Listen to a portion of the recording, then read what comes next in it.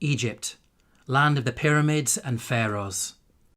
One of the most studied and scrutinized civilizations of the ancient world, and yet it remains veiled in mystery. In this video, we are going to see that the Qur'an reveals secrets about Egypt that until recently were lost to mankind.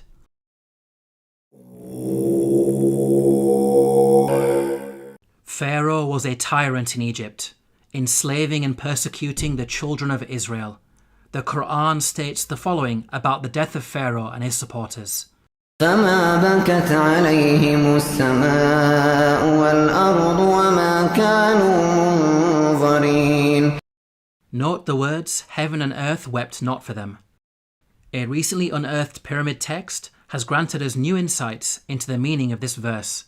The pyramid text reads, "The sky weeps for you, the earth weeps for you, when you ascend to heaven as a star."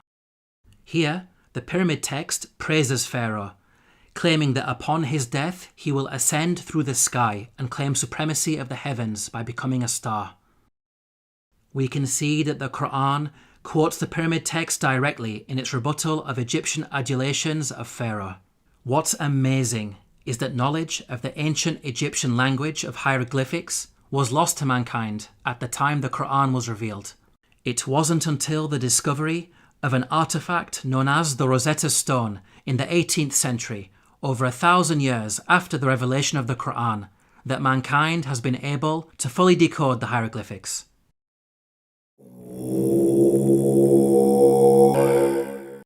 When you hear the word Pharaoh, what comes into your mind? Most people think of the supreme ruler of Egypt. This is correct, but the word did not always refer to the supreme ruler. Ancient Egyptian history is divided into different periods. The word Pharaoh, Egyptian Perah, had different meanings depending on the period of Egyptian history. Historically, the word Pharaoh only started being used as a title for the supreme ruler much later in Egyptian history, during the New Kingdom period.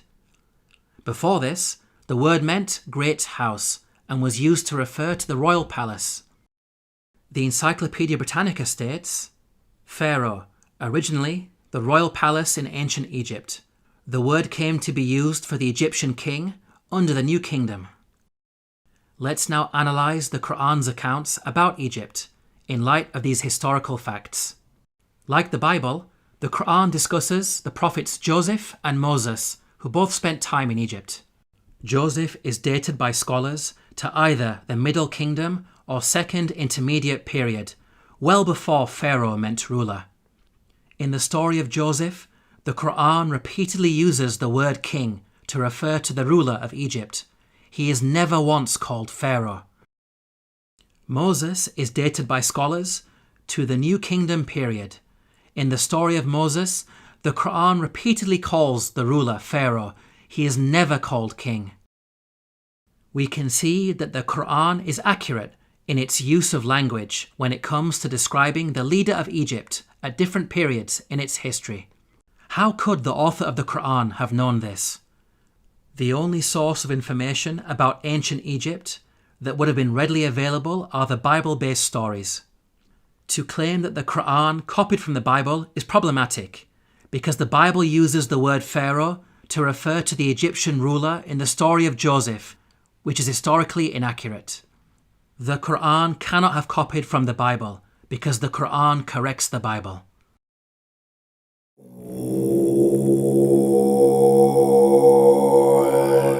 The Bible explicitly states that at the time of the Exodus, the Israelite men were vast in number.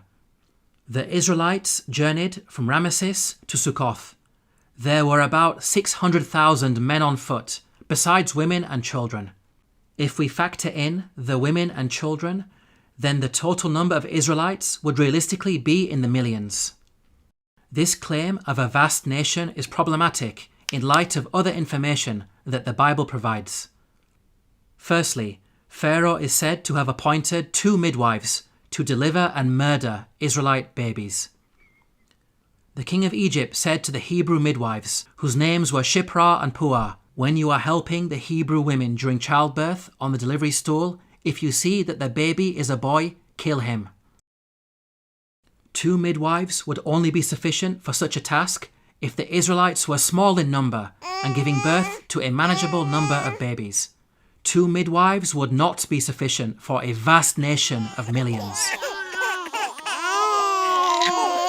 Secondly, the Bible tells us that after the Exodus, God informed Israel that they would not be granted the land of their enemies straight away. But I will not drive them out in a single year, because the land would become desolate and the wild animals too numerous for you. Little by little, I will drive them out before you, until you have increased enough to take possession of the land.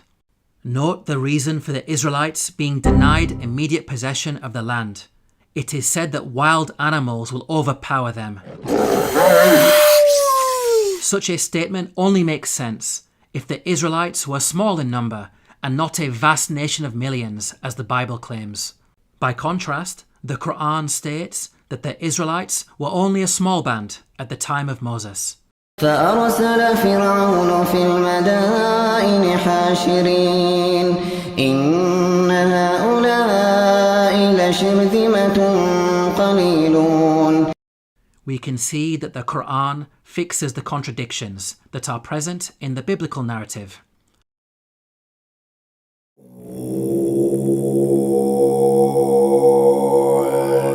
The Qur'an states that the punishment of crucifixion was used in ancient Egypt from the time of Moses all the way back to the time of Joseph. Now, the word crucifixion typically brings to mind the Roman cross. However, in antiquity, there were different forms of crucifixion.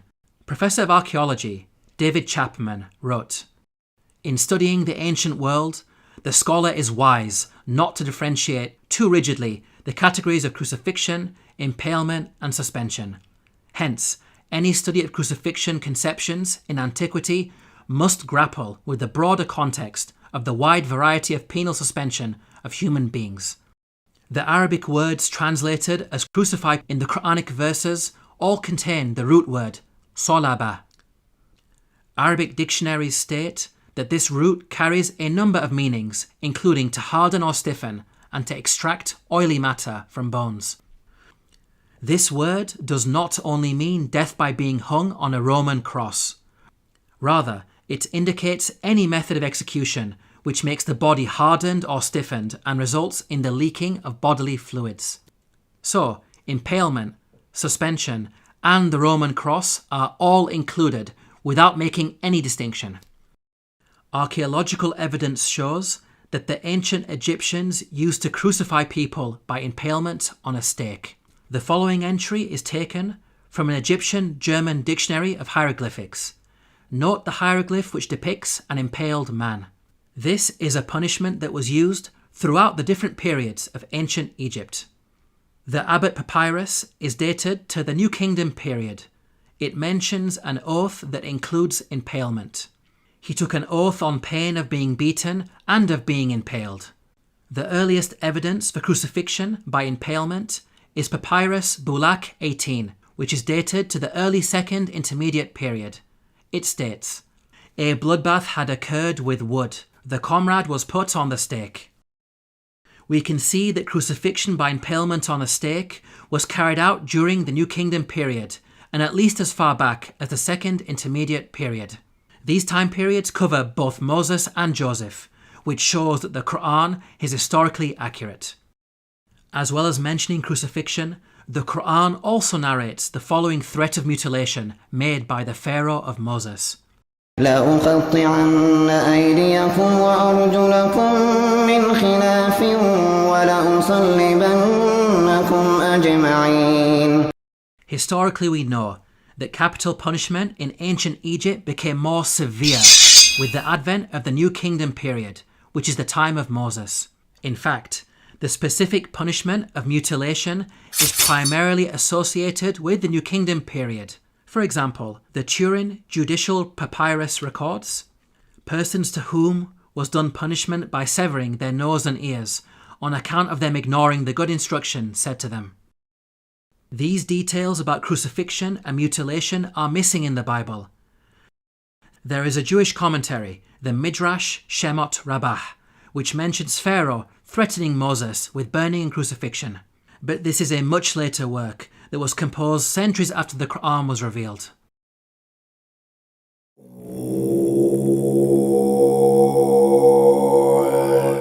Neither the Bible nor Qur'an identifies the Pharaoh of Moses by name. We can use the details provided in the scriptures to try to identify the Pharaoh. Both scriptures speak of the Israelites being taken into slavery before the birth of Moses. The use of Semites for slave labour occurred only during the New Kingdom period. So, we can place Moses somewhere in the New Kingdom period. This gives us a list of 33 possible pharaohs. Both scriptures also speak of an exodus of the Israelites out of Egypt. The Merneptah stele is an important artifact that contains the first explicit reference to Israel in the archaeological record. It is dated to around 1208 BCE.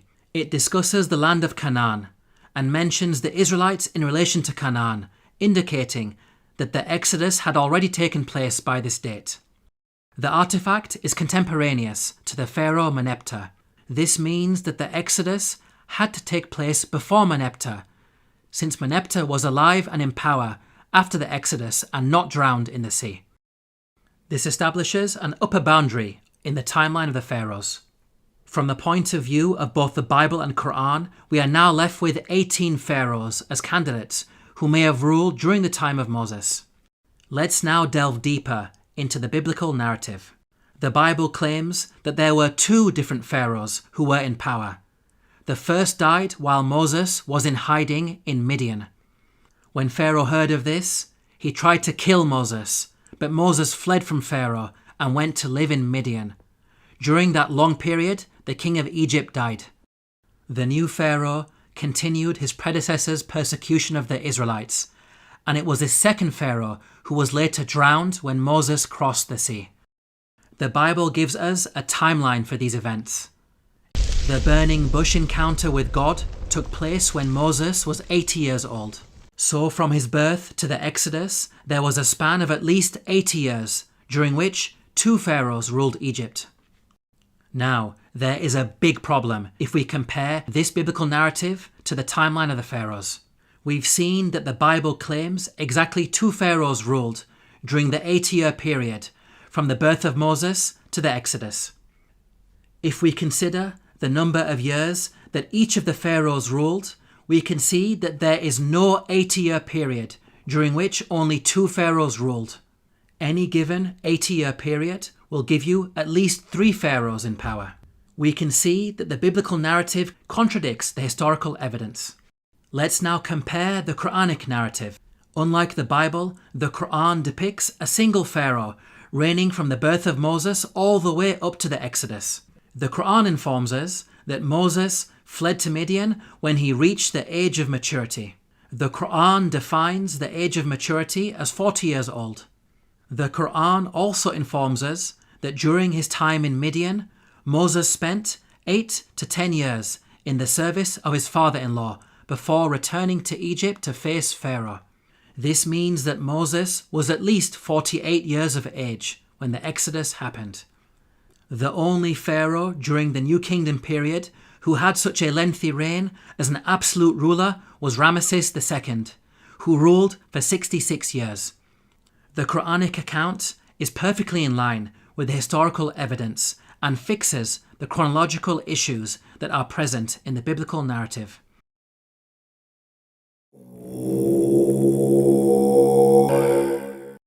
Let's now compare the life and religion of Ramesses II to the claims that the Qur'an makes about the Pharaoh of Moses. وَإِنَّ فِرْعَوْنَ لَعَالٍ فِي الْأَرْضِ وَإِنَّهُ لَمِنَ الْمُسْرِفِينَ. This claim that the Pharaoh of Moses was extravagant has been proven by archaeological discoveries, which show that Ramesses II was the grandest of the pharaohs. The archaeologist Peter Clayton wrote, "His genuine building achievements are on a Herculean scale." The archaeologist Eric Uphill wrote, "The palace of Ramesses was probably the vastest and most costly royal residence ever erected by the hand of man." The Egyptologist Kenneth Kitchen wrote, Certainly, in his building works for the gods, Ramesses II surpassed not only the 18th dynasty, but every other period in Egyptian history.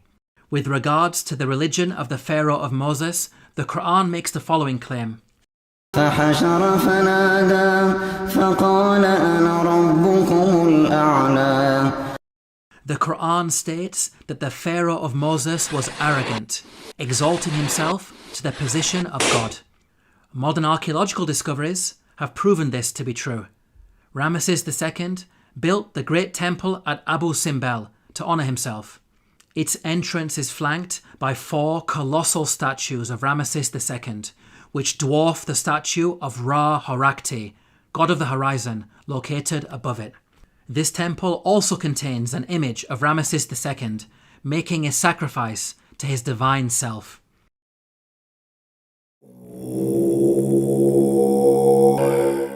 The Qur'an makes the following claim about the Pharaoh of Moses, who God drowned in the sea. فاليوم ننجيك ببدنك لتكون لمن خلفك آية. We can see that the Qur'an explicitly states that the Pharaoh's body will be preserved as a sign for future generations. Note that the Qur'an never makes such a statement about any of the other destroyed nations that it discusses, typically stating that their abandoned buildings and ruins have been made signs for later generations. This claim about a body being preserved is unique to the Pharaoh of Moses. The body of Ramesses II was discovered by archaeologists in the year 1881 CE. The mummy has been on display in the Cairo Museum, and over the last century, it has been seen by millions of tourists from all over the world. In the following documentary, Sir Tony Robinson states that Ramesses II is one of the few pharaohs whose body has survived largely intact. Just across the river from Luxor lies the famous Valley of the Kings, where Ramesses himself was buried. His mummy was discovered in 1881. One of the few pharaohs whose body has survived largely intact. Historically, priests had concealed his body in a secret location in the year 1000 BCE because of a problem with grave robbers. Nothing was known about his mummy in the intervening period of almost 3,000 years. At the time the Qur'an was revealed, the whereabouts and fate of Pharaoh's body was unknown. During the 3,000-year period in which the body was hidden, it could easily have been damaged or stolen. It may have even remained lost forever, locked away in its secret location, never to be rediscovered. If you think about it, these statements in the Qur'an are not only historically accurate, but also represent quite a bold prophecy.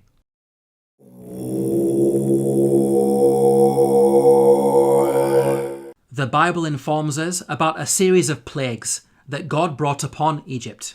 The book of Exodus informs us that the first 6 of these plagues are as follows. First, the Nile was turned into blood. Second, masses of frogs. Third, swarms of mosquitoes. Fourth, swarms of flies. Fifth, the death of livestock. Sixth, boils on people and animals. Now at first glance, this series of plagues in the biblical narrative may seem random and unrelated. However, the Qur'an sheds light on these events. The Qur'an states the following about the divine punishments against Egypt.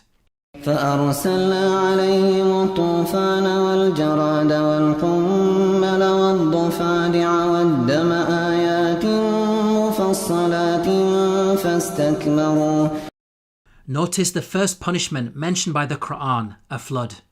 This is an important detail that is not found in the Bible. This punishment of a flood actually explains the 6 seemingly random and unrelated plagues in the biblical narrative. A flood would result in high concentrations of red earth entering the Nile River and causing a blood-like colour, killing fish and making the water undrinkable, as described in the biblical narrative. This phenomenon is attested to historically, as recorded by a Middle Kingdom Egyptian sage. See, the river is blood. One shrinks from other people and thirsts for water. The rest of the biblical plagues are also easily explained as a consequence of the flood. Frogs, mentioned in plague number 2, are known to fill the land after Nile floods. The death of the frogs recorded in the biblical narrative can be caused by contamination of anthrax that was carried over from the rotting fish. Mosquitoes, mentioned in plague number 3, proliferate after Nile floods, as the pools of water left over from the flooding would have allowed them to overbreed. Swarms of flies, mentioned in plague number 4, will be brought about by the massive death of frogs on the land. The death of pasturing livestock, mentioned in plague number 5, can be explained by anthrax, as brought on the land by the frogs. The boils on humans and cattle, mentioned in plague number 6, may have been caused by bites. The stable fly in particular is infamous for its vicious biting of mammals. We can see that the Qur'an's mention of a flood easily explains the biblical plagues, which are not random as initially appears to be the case, but in fact a series of interrelated events.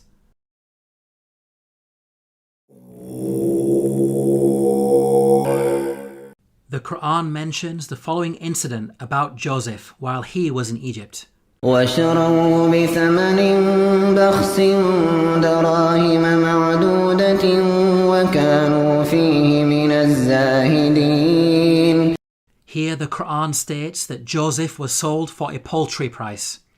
The Arabic phrase used is darahima ma'dudatin, which contains the words dirham and ma'dud. Dirham means a unit of silver coinage or weight. Ma'dud means countable or limited in number. So the Qur'an is making the claim that Joseph was sold for a small amount of countable silver. There is plenty of historical evidence that standardized units of silver were used in transactions in ancient Egypt. Small pieces of silver, known as shati, were used in trade. The tomb of Nyanknum and Khnumhotep is dated to the Old Kingdom period. It contains a scene of a busy open-air market with goods for sale. Cubits of cloth, for example, are said to be sold for 6 shati. The Rind mathematical papyrus is dated to the Second Intermediate period.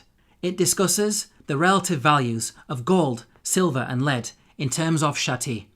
Small silver bars bearing the name of Pharaoh Tutankhamun have been dated to the New Kingdom period. They are inscribed with a hieroglyphic which states, Tutankhamun, ruler of Heliopolis in Upper Egypt. Until recently, historians believed that the minting of precious metals was a later Greek invention. These recent Egyptian archaeological discoveries have forced historians to completely revise their understanding of coinage in the ancient world. How is it possible that such knowledge was revealed in the Qur'an nearly 1,500 years ago? The Bible mentions that Joseph was sold for 20 of silver. However, this sale is said to have taken place with some Arabs outside Egypt. By contrast, the Qur'an states that the sale took place inside Egypt. So, the Bible could not have been used as a source by the Qur'an. It is in fact the Bible that contains historical errors when it comes to coinage.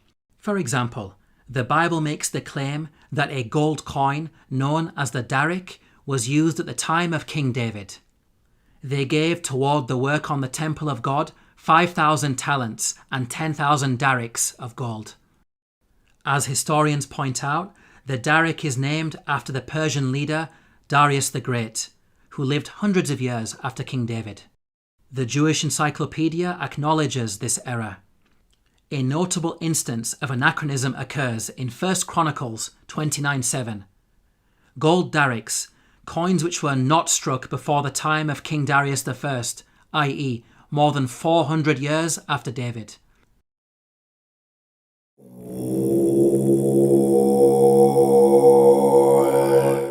The Qur'an narrates the following conversation between the Pharaoh of Moses and an individual referred to as Haman. وقال فرعون يا هامان ابن لي صرحا لعلي أبلغ